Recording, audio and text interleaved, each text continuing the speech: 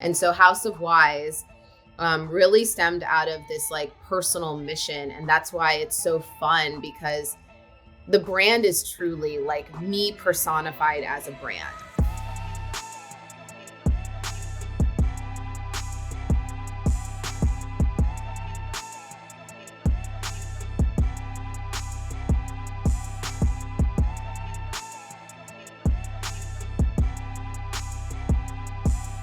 One of the things that draws me to following you, it started with marketing. So I have this vision of helping financial advisors kind of create brands and review the way we market things. So that's where I found you, was your work marketing when you were at the Knot. And then I saw you shift to this founder, and then seeing you as a mom and the value you have with the time with your kids and finding that balance, that like, I just think that's so cool to see somebody making sure that while they're building in public and showing what they're doing, they're also showing it's possible to still be a mom and be present in their kids' lives. So like, to me, that's very important because I do the same thing with my boys. So I just wanted to lead off with kind of highlighting the fact that you are a founder, you are extremely successful, but you're also a mom and you don't lose sight of that. I think that's pretty cool. Yeah, I think many women before me, that are founders or successful women, they felt the need to just show how hard they worked and not the other side. And maybe they did have more lopsided lives, but I think it's important that we have more role models that are not sacrificing success, but also not sacrificing the other parts, because I talk to so many women in their 20s who are like, I just want to focus on my career. I know I can't have kids for a really long time. And it's sad to me that we've created this narrative that it's either or. Well, one of the reasons I was excited also to have you on is my wife has a boutique for boys' clothing. So she is an entrepreneur and a mom as well. And I look to people like you and Kat Cole and these strong women founders. And even though her business is not to the level you guys are at, I still want her feeding from you and learning from you and being inspired for you. So this is one of the podcasts I don't think she listens to very many of them, but I'm going to make her sit down and listen to this one just because I want her to see women like you and use inspiration from you to continue to drive her business forward or whatever it is that she wants to do in the future. So this is an extra special episode for me as well. Oh, I shared briefly. I have a boy, so I got Yes. to check her boutique.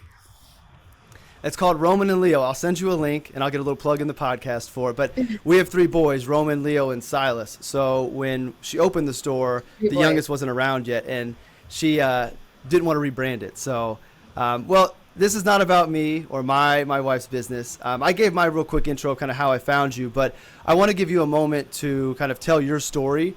I know every podcast starts, I've listened to a whole bunch of your podcasts as I was getting ready for this. It always starts with your backstory, but I don't want to be the one to tell your story. So I wanted to carve out some time for you to share whatever part of your personal story, your journey that you want to share with listeners. And then we'll kind of talk about how House of Wise came to be and how it aligns with your passions and your purpose and kind of go from there.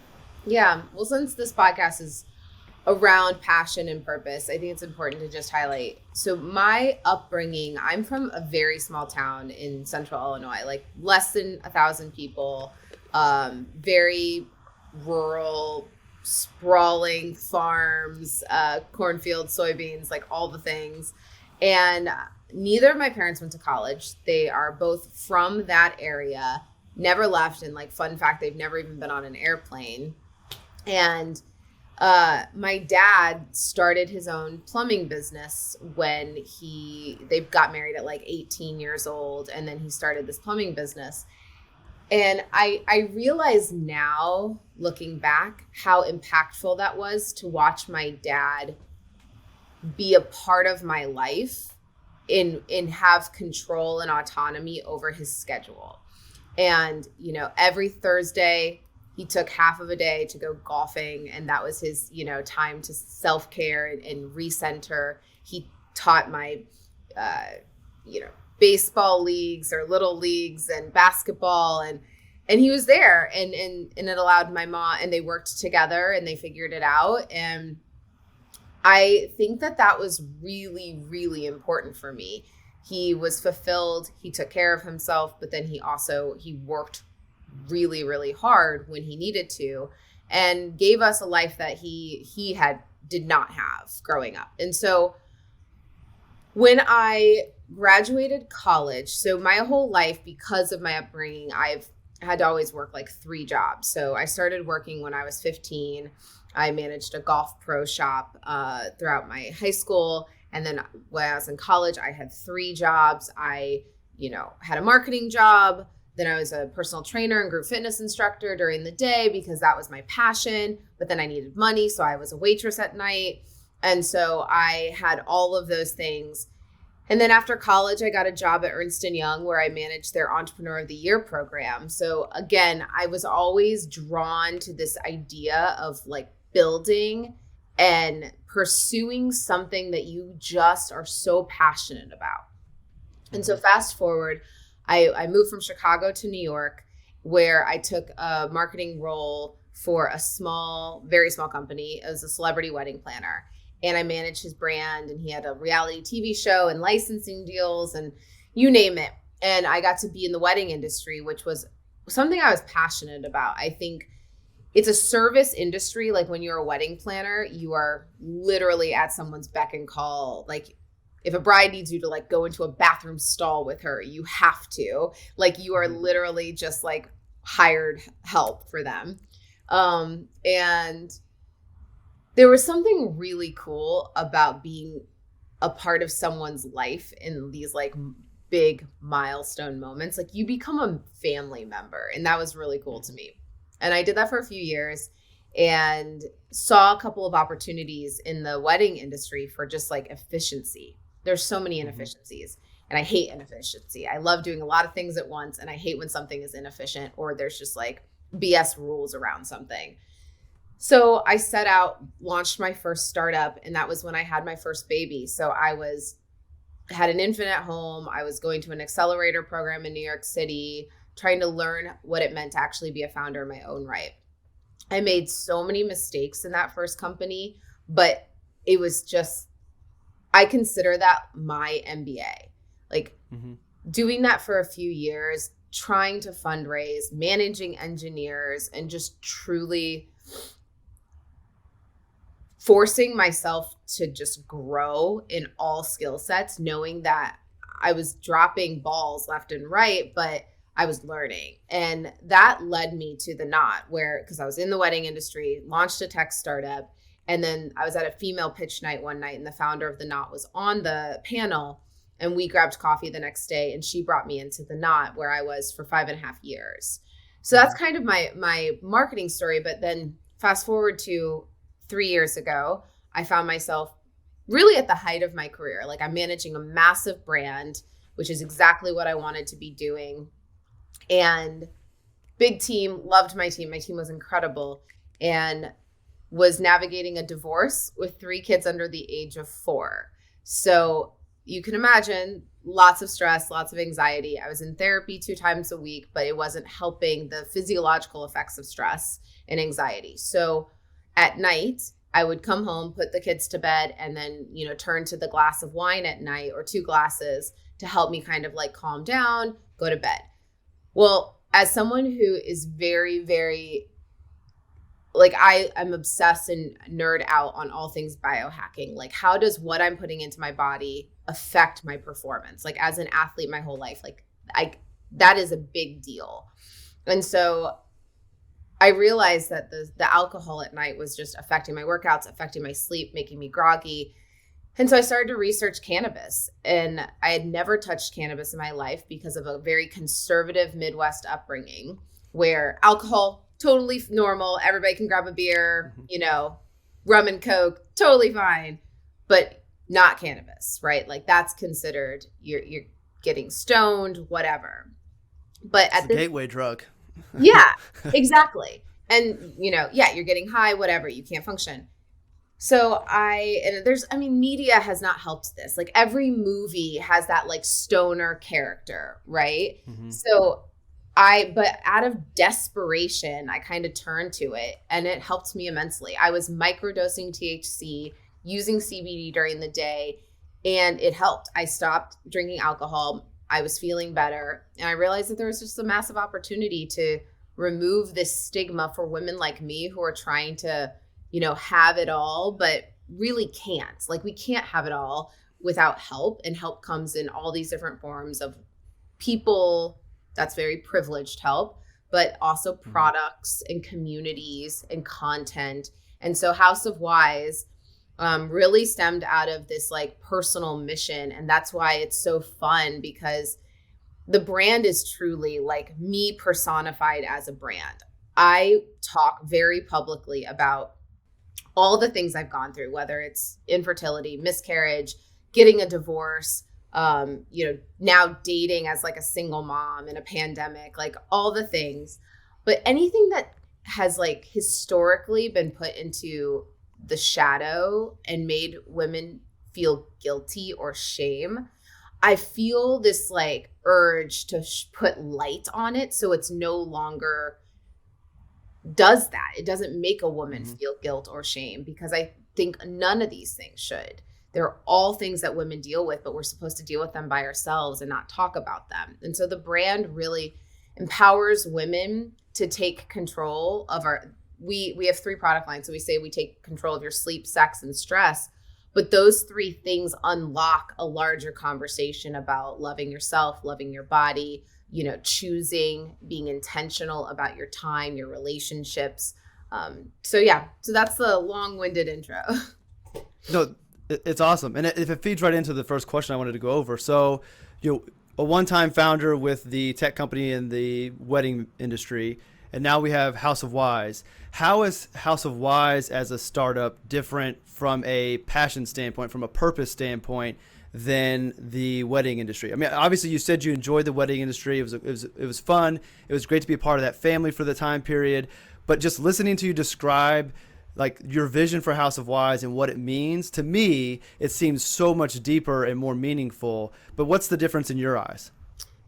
Yeah. So the first startup was born out of, I met my co-founder through some nonprofit work. I was on a junior board for Rosie O'Donnell's charity, Rosie's Theater Kids. And Nate approached me and was like, hey, there's this company that is about to sell their like IP. And I think that this is an awesome opportunity. Like, let's talk about building something together. So it was born out of a very different origin story, where it was like, I had the subject matter expertise. It was a natural fit for me to go build this company. I knew the industry, but was it something I woke up every day like going nuts on? No. And I think that that's the biggest difference, where I actually did not want to become a founder again. If you would have asked me 3 years ago, are you going to ever build another company? I would have said no, because why not? I felt like because my first one failed, I had this kind of narrative in my head that this was not what I was meant to do. I've since like worked through that to understand that failures are actually just complete learning growth opportunities that actually prepare you. A second time founder is actually, I would bet on a second time founder more so than a first time every single time, because they already mentally are prepared for the ups and downs, and they're more even keeled through it all. Like, I know that there's going to be highs and lows, but I also don't get stressed about the things that I did in the first one. So that's number 1. But number 2 is with House of Wise, when I literally was like teaching people about, cannabis, and I would have these like one-to-one conversations with mom friends or people from the Midwest, or like coworkers. They'd be like, how do you have energy? Like, how are you getting all this done? And I was like, honestly, I'm not drinking. I'm getting really good sleep, and I'm using cannabis. And they were like, what? And so the fact that I was turning people on a 1-to-1 ratio into researching this and being more open-minded, it was like, I couldn't not build this company after a while. I just kept thinking about how much women need this. And at one point I was like, I have to do this because I will help women. And that's why I'm like, every single day, whether it's a good day or a bad day from an entrepreneurial standpoint, one testimonial, like one email, one DM from a woman being like, I finally enjoyed sex again after so many months of being stressed out, or I got the best night's sleep after like so many, not sleeping well with a toddler or whatever. That's it for me. Like it keeps me going, because if I can just keep helping one woman at a time, that's all I care about. I want to thank you for bringing up the comment about the failures not being anything but a learning lesson. I think that a lot of people, they're afraid to fail, realizing that the failed first job is what allowed you to be able to do this one even better. So I thank you for saying that, because I want people to understand that and not be afraid to fail. And I also think that it sounds like opportunity number one as a founder was more opportunistic. Hey, there's this thing, this, let's go do it, versus this really derived out of you figuring something out that really changed your life and the desire to help other women change their lives. And some men like myself that steal the sleep gummies every once in a while to use as well. So I think that's real cool. And that feeds into my next question. You're just leading me right along, so you're the perfect guest on this. Leaving the knot, big job that you enjoy, safety and security, benefits, retirement, all those things that go with it. Leaving, having 3 little ones and yourself to be responsible for is a big, scary leap. How did you manage to make that decision to say, I have to go do House of Wise? I think you touched on it a little bit, but there's got to be a moment where you said, this is worth giving up all of that security because this mission is so much more important. It's very intentional. You have to have a plan. Like if you are thinking about building a company and you have kids, or, you have other responsibilities, if you don't have a safety net like I did not have, you have to have a plan. And being an untraditional founder, and I'll dissect that, I left the knot after I raised a pre-seed. And I didn't leave the knot until a few months after I raised the pre-seed. So that is very untraditional. You normally have to quit your job. And I say normally, meaning the stereotypical founder will quit their job. They'll, build this for a while, then they'll go out, raise money, and then they, start paying themselves a little bit. And then they go out, maybe raise another round, maybe like increase their salary. That's the traditional path. But I think it's really, really important for everyone listening to know that we are trying to break the stereotypes of that path, because underrepresented founders can't take that path. Like women who have other responsibilities, people of color, like every single underrepresented founder cannot take the like quit everything, do this, because there's pay gap, there's equity gap, there's access gap. There are so many gaps for these other communities, myself included, that we can't take those traditional routes. So I think it's really important that I share publicly that I raised a round of capital so I could start building the products while telling my investor, I'm going to stay at the knot until this milestone. Now, what my plan was to do a part-time CMO role. And that came out of really serendipity, because I taught a masterclass for Teal in the summer of COVID, summer of 2020. And Dave Fano, the founder, they're a 1-year-old company, very early stage, and he was looking for an advisor to help him with go-to-market strategy. And I just threw it out there. I was like, hey, I think I could help you in a bigger way, like 2 days a week, 2.5 days a week. What if I came on for a short amount of time as an actual interim CMO, and that way I can have a little salary, have benefits, and this would be my transition phase into House of Wise. And he agreed. And so we knew it was going to be a short-lived feature, because I said, when I raise a seed round, like a true seed round, I will need, the House of Wise will need a full-time CEO, and Teal will need a full-time CMO. Mm-hmm. And so that's been my path. And so where I am currently today, as we speak, I'm actively raising the seed. I'm winding down my CMO role at Teal. I will move to a advisor role at Teal and then go full time. So this has been a 10-month transition. Like when you think about it, from the moment I thought about leaving the knot and then getting my ducks in a row. That is not a short amount of time. And so I think people think that they just are going to wake up and be like, okay, I'm going to quit my job today, go start building.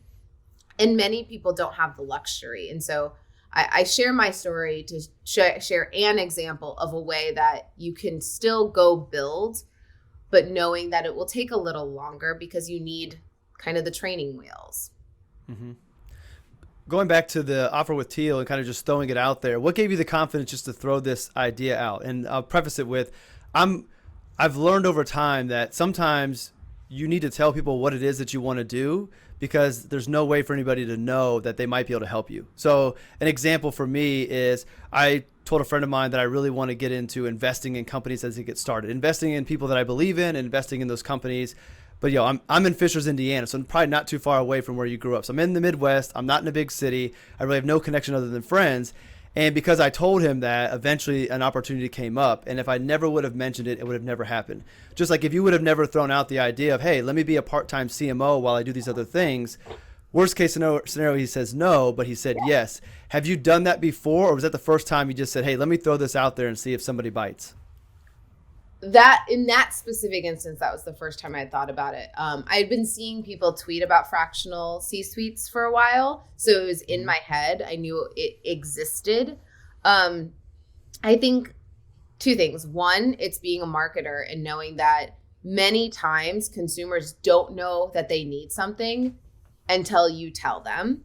And so that's number one. And I think the second thing is a lot of therapy, knowing that people can't read your mind. Like if you don't say what you need, someone else will fill in those gaps. In the absence of knowledge, someone fills in their own knowledge.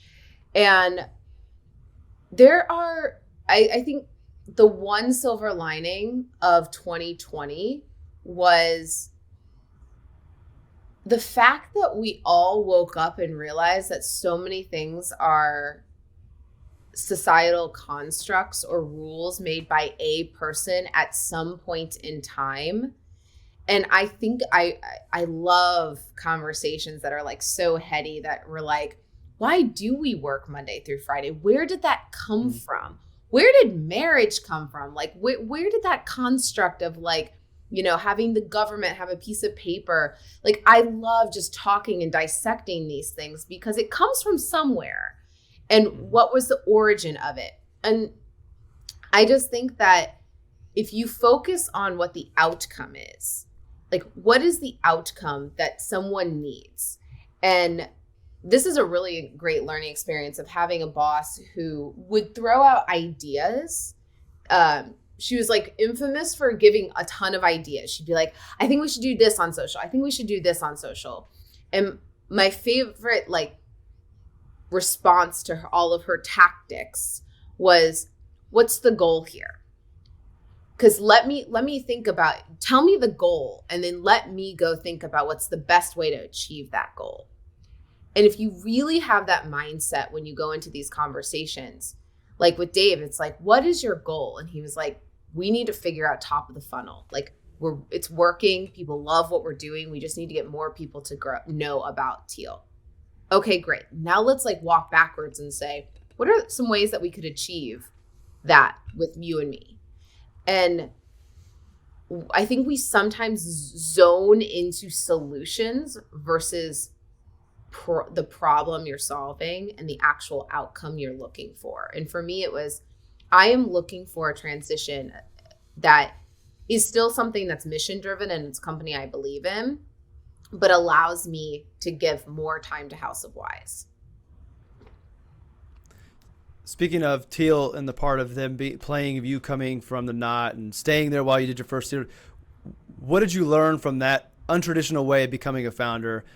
And what would you do differently, I guess, would be the real question. Would you do anything different than what you did to get House of Wise going?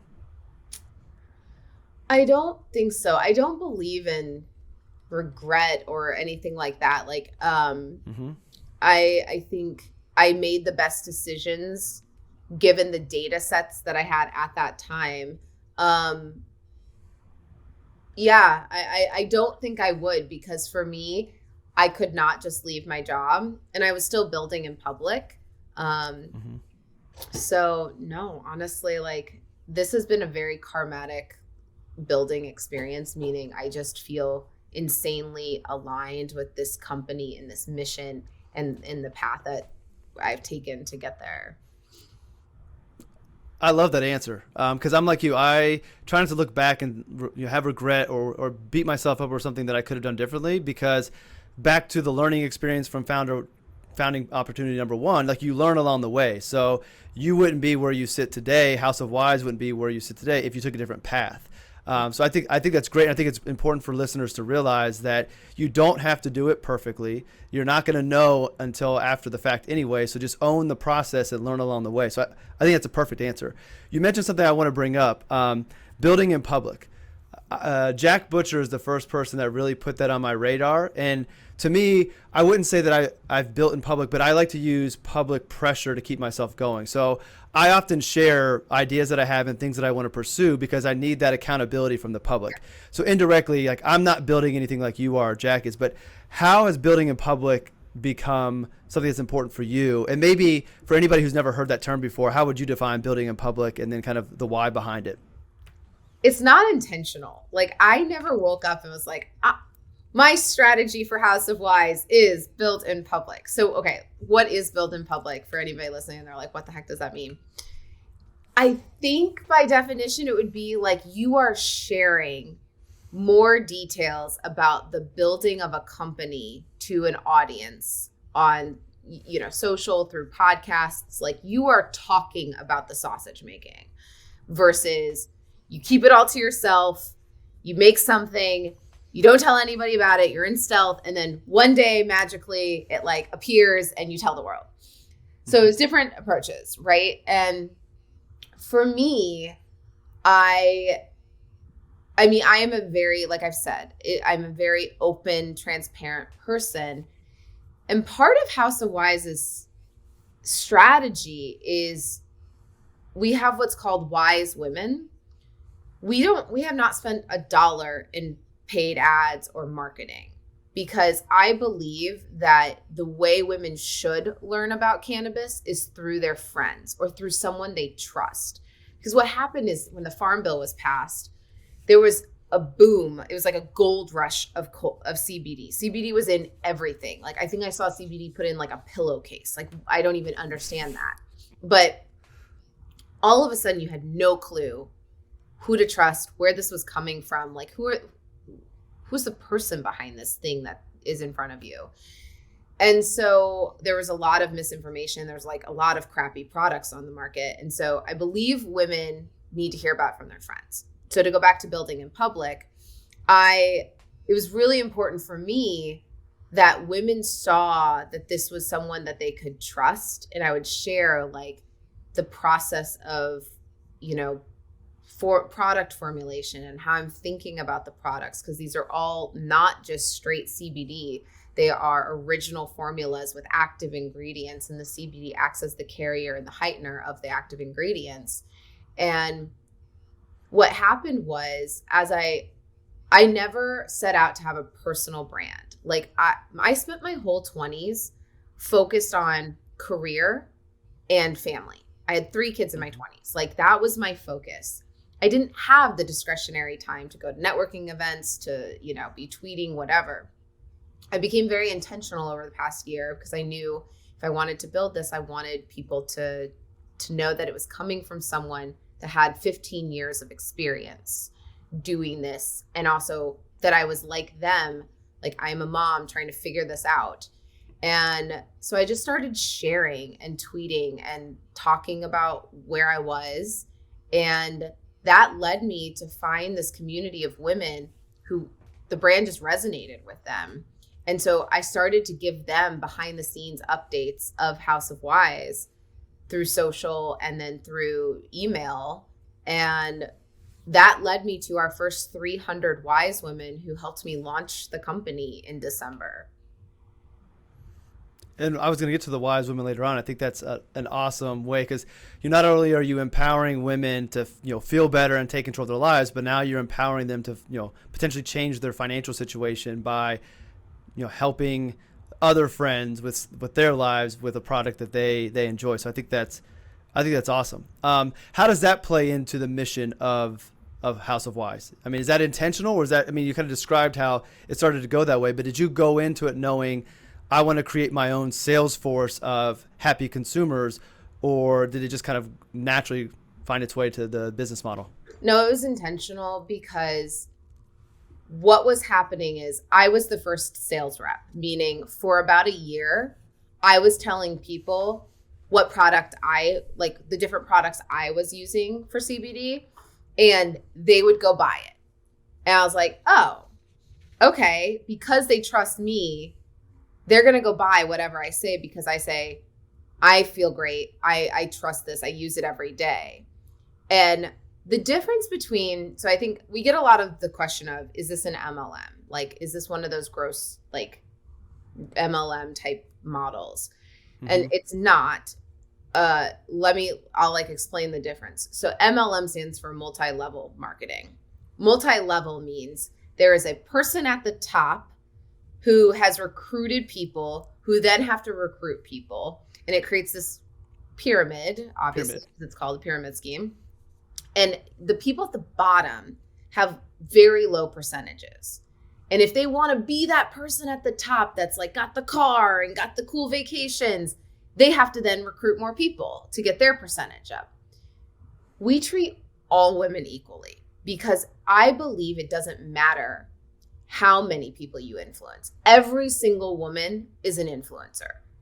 She may influence her 3 best friends, or she may influence 1,000 people on Instagram. But to me, we should treat them equally. And everyone gets the same percentage. Everyone gets the same access to all the fun perks and the behind the scenes. And there's no upfront costs in that you don't have to buy all this product. And then whatever thing you have in your bedroom, you now have to talk about and sell, which isn't authentic. I want somebody to try House of Wise, and if they have the best sleep ever, or they finally like get in the mood and have sex, or they put the stress drops in their coffee and they focus on work and it helps them with their anxiety. If that's true and they want to tell someone, I want to reward them, because at the end of the day, CBD is a highly regulated industry across Facebook and social. So I can't run traditional paid ads anyway. Your account gets restricted like immediately. And so I'm like, why would I give any money to Facebook when they're going to choose when and if I can even send that ad, and rather build in a budget where women get to grow with me. And so that was very intentional, and that's the distribution strategy. And I would not be here where we are today without all the women that are trying the product, loving it, and then sharing it with their friends. Authenticity is a word that a lot of people like to make fun of, but it is very powerful and it's very real. And I do believe that your approach is way more authentic than ads popping up. Because I know that I'm more likely to go check something out if a friend of mine recommends it. And on the flip side, I think I've sold probably 10 Peloton bikes because I've talked about how much I love my bike. So it's very, very real. So I think that's very smart, and it's obviously going to be better for your wise women and the business itself. All right, so we've talked about your passion for what it is that you do and how that's so important and the mission behind the company. Do you think that, you didn't want to be a second-time founder.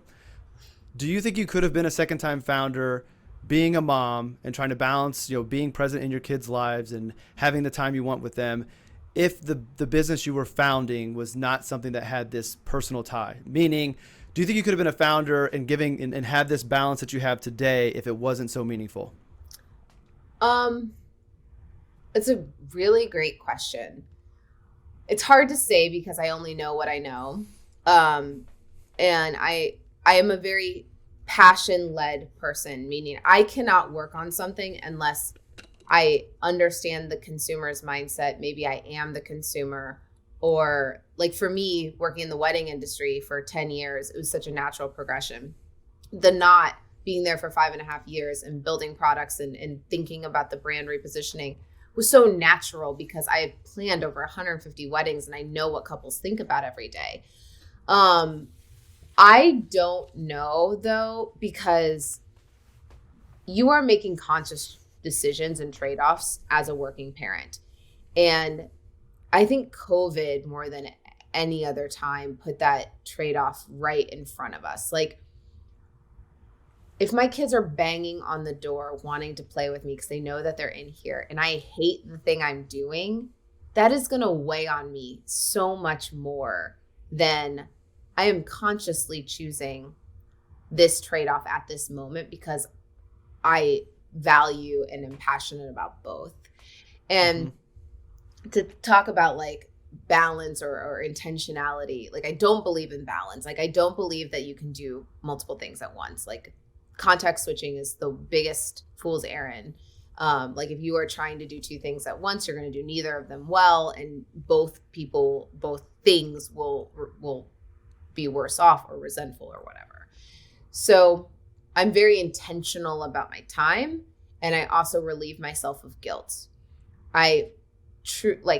This week was a great example. This week was a work week for me. In my head, I intentionally said, for this week, I am going to be focused on work. I got up at 5 a.m. every day to get out of my inbox because my inbox was out of control. And I went hard until 5 p.m. every day. And I only gave my kids probably like 2 hours of a fun mom that was like there having dinner, doing bed. And I was okay with that because I intentionally chose that this week was going to be a crazy week. Now, today, it's a beautiful day out. I have intentionally said I'm going to do a few meetings, but then 2 o'clock when they're done with their school stuff, we're going to Popsicles, we're going to the park, and I'm cutting out early.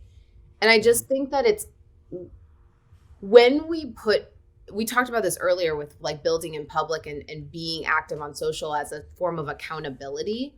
But when you take a moment to step back and say, what's my intention for today and what's important for today in my time, then you relieve yourself of the guilt. Because if I say today's a work day, I am going to crank on work, and kids are going to be, maybe it's a movie night and I'm going to be on my phone during the movie because I want to like finish up emails or whatever, I don't feel guilty about not having that time.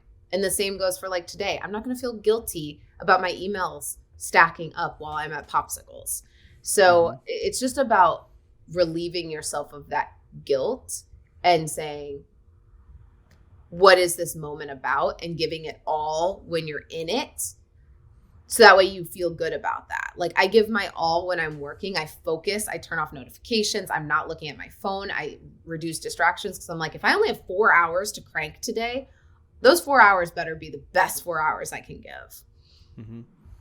I think one of the things that also helps your being able to balance, well, even though you say you can't find balance, you are finding balance. But to be able to not feel guilty this afternoon is because you do share your story. I'm sure there's going to be pictures of you and the kids getting popsicles so that people are going to be okay. Oh, Amanda didn't return my email. Well, she's spending time with her kids. That email can wait. It kind of by sharing and building in public, even with your family life, it kind of gives you permission to strike that balance and not be there because people know, hey, she's with her kids. That's okay. Like, I value that. And there's probably people who want to work with you because they do appreciate the fact that you don't push your family to the side all the time. There's a lot. So on the flip side of that, I get a ton of DMs from founders. And so since this podcast is geared towards people who are thinking about if they want to build on this, build something, I get so many emails from people being like, what if your investor sees that? Like, what if they see that you took the day and went for a hike with your kids? Like, aren't you scared that like people won't invest in you? And my answer is, I don't want those investors. Like, hard stop. Like, if they don't care about my family life and they don't care about my mental health and they don't see what I'm capable of, I don't need them. And so your mission needs to be surrounding yourself with people who have the same values as you.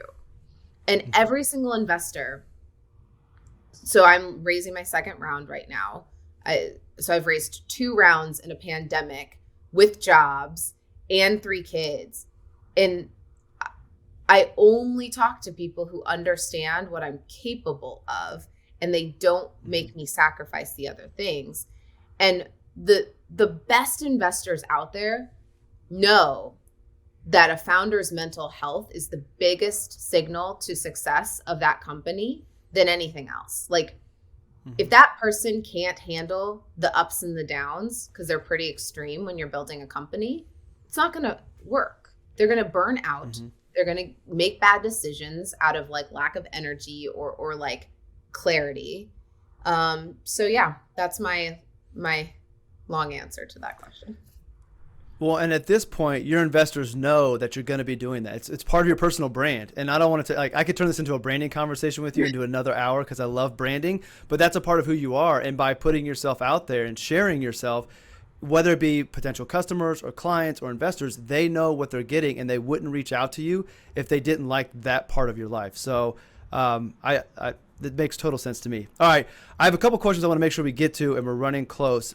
I also want to make sure we don't miss anything on House of Wise. I don't want this to be a missed opportunity for you to talk about the business and anything more that we maybe haven't touched on. We've gotten into it pretty deep. We've talked about the wise women, but is there anything else about House of Wise you want to make sure we let listeners know?